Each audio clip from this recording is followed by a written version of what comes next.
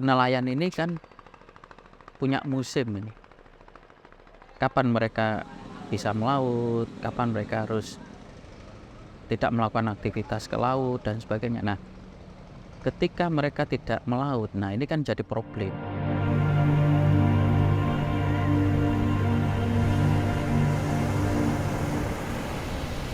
Memang susah sih Mbak, memang ke laut itu. Biasanya biasanya emasnya itu bangun pagi. Biasanya bantu-bantulah di rumah. Nanti kalau sudah musimnya udang atau musimnya kerang itu cari kerang. Kalau buat olahan sendiri, buat makan sendiri itu cari siput itu.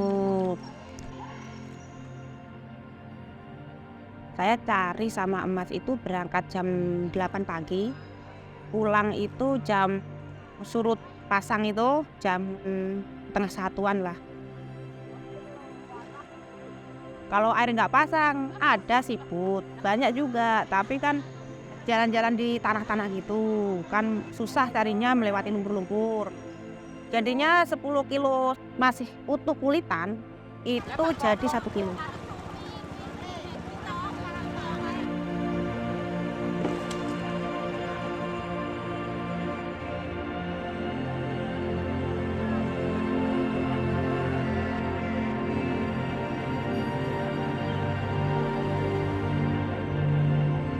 Di Kabupaten Banyuwangi ini wilayahnya cukup luas. Dari 25 kecamatan itu ada 11 kecamatan yang berpantai. Masyarakat perikanan kita ini cukup banyak. Salah satunya memang yang perlu mendapatkan perhatian kita itu terutama adalah kelompok-kelompok perempuan nelayan ini. Mereka sangat bergantung kepada hasil yang didapatkan oleh suaminya.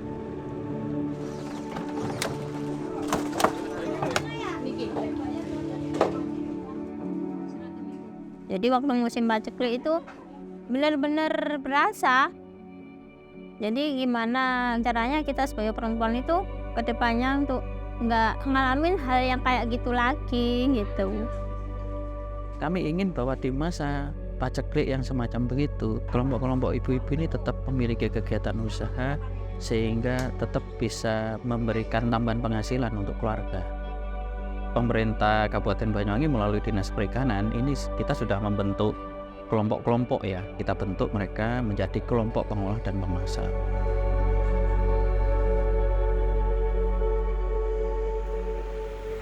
Dulunya itu bapaknya kan ketua kelompok Maswas itu. Terus melihat ibu-ibunya yang di rumah itu banyak yang duduk-duduk, nggak ada kerjaan gitu. Lalu bapaknya punya inisiatif untuk mengumpulkan ibu-ibu itu untuk dibentuk Pok Lasar gitu. Dari yang hasilnya suami yang biasanya kita pakai sehari-hari untuk kebutuhan sehari-hari, contohnya untuk jajan anak gitu kan. Kalau kita dapat penghasilan sendiri kan enak, hasil suami kita sisihkan. Kan kita didampingi dari Dinas Perikanan.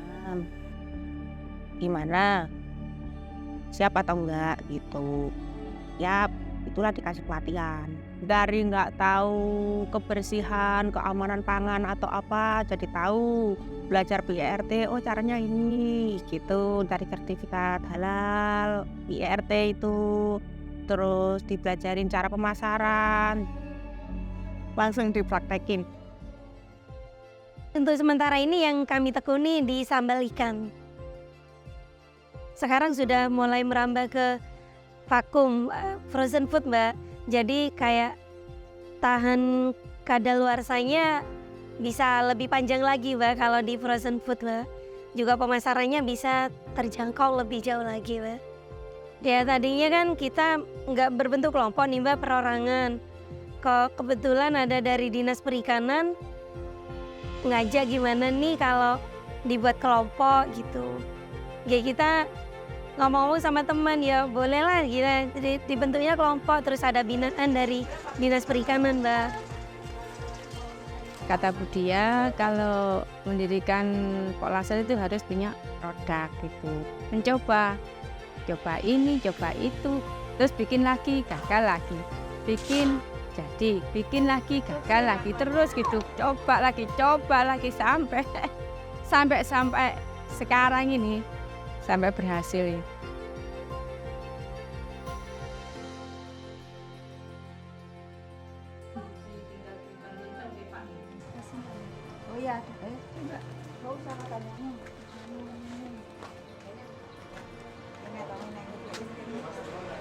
Ya, keberadaan FAO bersama dengan KKP, bersama dengan kami, bersama dengan SKPD terkait dan sebagainya, ini tentu akan memberikan keyakinan kepada kelompok-kelompok perempuan supaya mereka lebih terlibat secara proaktif lagi di dalam tidak hanya proses pembangunan tapi juga pelaksanaannya, ya, secara langsung di kegiatan pembangunan. Yang Jawa sehat, gurih, bikin lagi. Dampaknya yang satu menambah perekonomian ibu-ibu rumah tangga yang di sekitar. Kedua, apalagi kalau misalkan usaha itu berkembang, pasti akan dilirik sama sebelah-sebelahnya.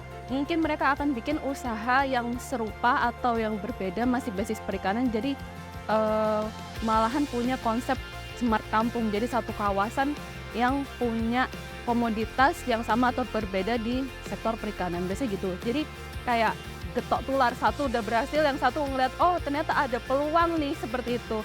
Nah akhirnya yang lainnya juga meniru. Akhirnya kita punya satu komunitas sekecil misalkan di desa dulu, kemudian di desa mungkin bisa berkembang di kecamatan seperti itu.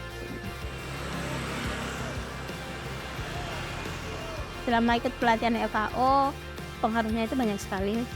Setelah dapat, kita nggak dilepas gitu aja, kita tetap didampingi. Bertambahnya teman, juga dari di situ kita bersinergi sama teman-teman, juga dari hasilnya kita dibina oleh FAO sama Dinas Perikanan. Banyak sekali Pak perubahan. Kayaknya merubah mindset kita lebih cerdas lagi kayaknya Pak.